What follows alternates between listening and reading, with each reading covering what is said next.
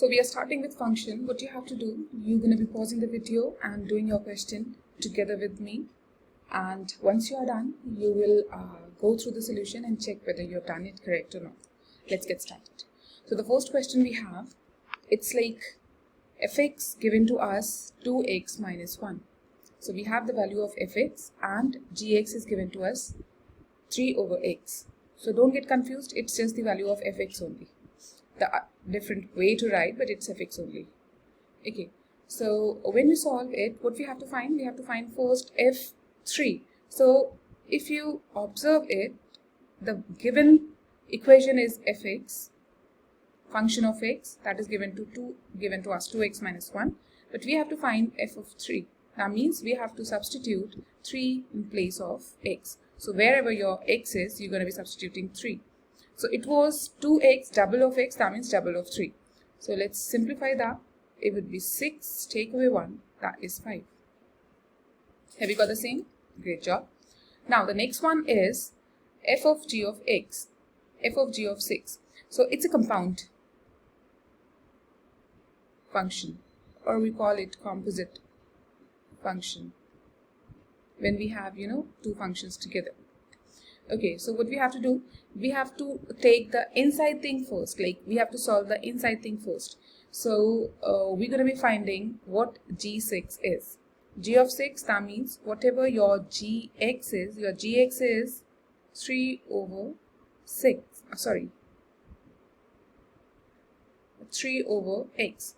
So you're going to be substituting 6 here, that means x is going to be 6.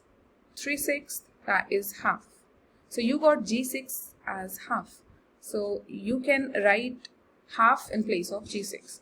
That means if you have to find the value of f of G6, that means we can say it's f of half. So fx is 2x minus 1. Substitute half there. That means you're going to be substituting half. So 2 times half will give you 1. 1 take away 1 is 0. So you got the second answer, 0. Great job. Next, express the inverse function of f inverse x. Okay, so our fx, we have fx that is equal to 2x minus 1. What we do, we just assume, we suppose fx as y. We take, let fx is equal to y.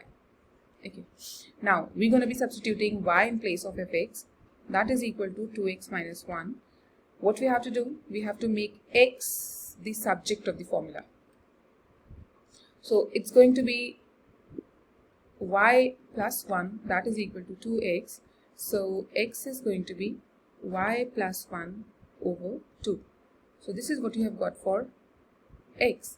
Now the other step is, next step over here, it is just what your x is, write it as f inverse x and like replace x by f inverse x and y by x. Let's do that.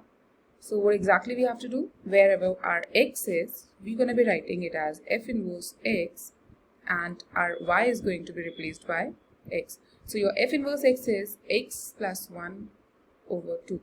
This is your final answer. Okay, next question. Express the composite function gf in terms of gfx. Let's go with that.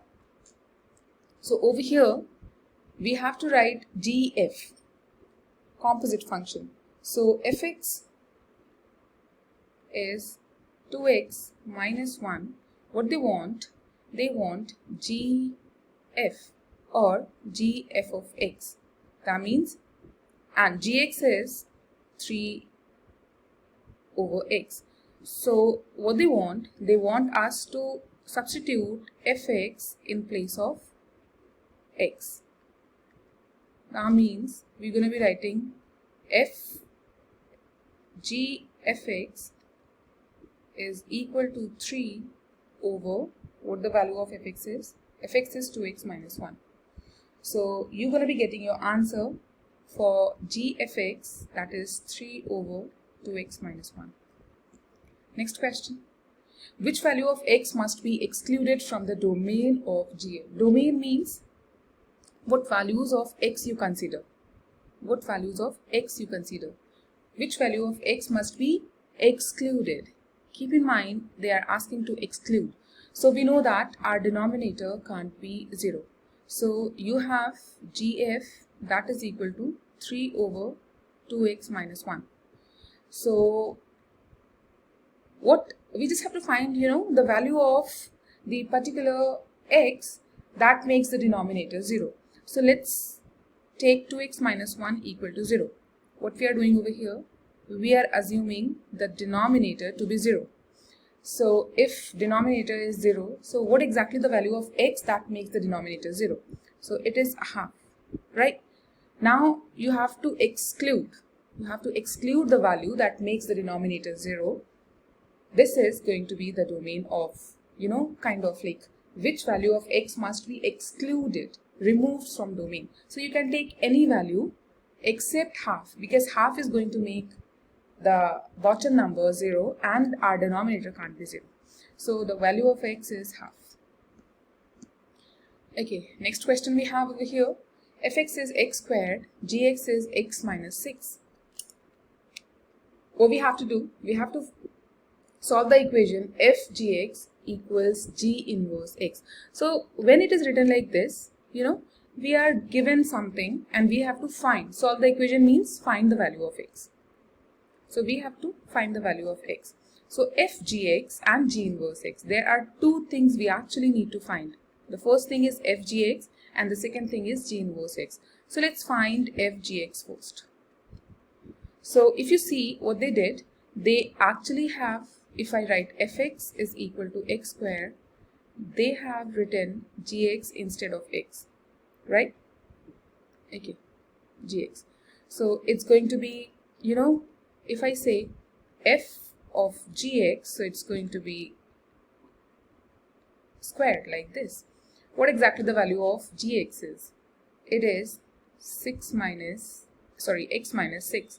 Squaring that, you're going to be getting x squared minus 12x plus 36. Okay, so let me write it finally. Fg of x is this. Hope that makes sense. Now the next is what we have to find. We have to find g inverse x. Okay, let's try finding g inverse x. So for g inverse x, what the steps are? Gx is equal to x minus 6. We're going to be substituting y here. Y equals x minus 6. Make x the subject. X equals y plus 6. Now, what we do? We just, over here I taught you. At the end, we make x, we write x as f inverse x and y as x. And that is our final answer. Okay, let's do the same thing here. So, fx is going to be written as, x is going to be written as f inverse x and y will be x. So, I'm sorry, it's not f inverse x but g inverse x, right? Because we started to find g inverse x. So, it's going to be, x is going to be replaced by g inverse x and y is going to be replaced by x. So, this is what the inverse function we've got. Now, what the question is saying, according to the question, like the highlighted value and this value, they both are equal. So let's substitute that. F gx is x squared minus 12x plus 36 equals x plus 6. If you move all the things to the left, it's going to be x squared minus, minus 12 minus x. So it's going to be minus 13x plus 6. If it comes here, it's going to be minus 6. So it's going to be plus 30. So our final equation is x squared minus 13x plus 30. What we have to do? We have to think of, what multipliers to give us 30 and minus, if we add to give us minus 30.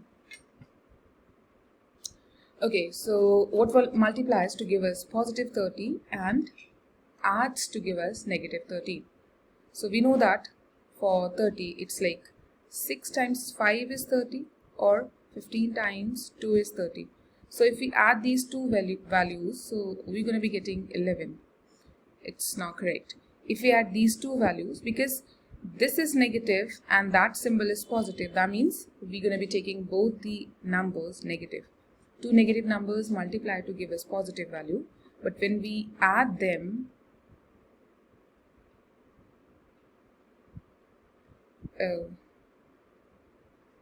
what?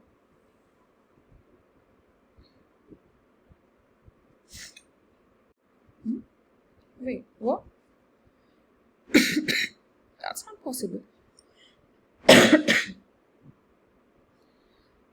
To get the positive product, we definitely need to have, both the numbers negative. But over here, what is it showing? It is showing us, if we take both numbers negative, it's going to be negative 17. Oh, sorry, but there is some problem in the question. Or what it would be, if the question goes, x square minus 13x minus 30 equals 0. We can solve that. Yeah. Have you got the same thing? So if you've got the same thing, then that means we are correct. But there is some problem with the question. Because if I start from the very beginning, it was like gx and we have to find f of gx. So f says squaring the thing, squaring x. Whatever you take inside fx, inside that function, it will square that. So we square that. If you're squaring, you're going to be getting a positive answer. Okay. Now, when you took the inverse of the value, you got, because gx was x plus 6, so the inverse will be x plus 5. So x plus 5, when we move it, it's going to be 36 take away 6. Yeah, our equation is definitely correct. So there is some problem with the question. If you get this equation, let's say for example, let's assume this is our equation. So for that, we can write like x. We can take negative 15 and positive 2. That is going to give us negative 30 and negative 13. So it's going to be negative 15 and x plus 2. That is equal to 0. So from here, we're going to be getting the value of x as 15 and minus 2. Well, because the question is wrong,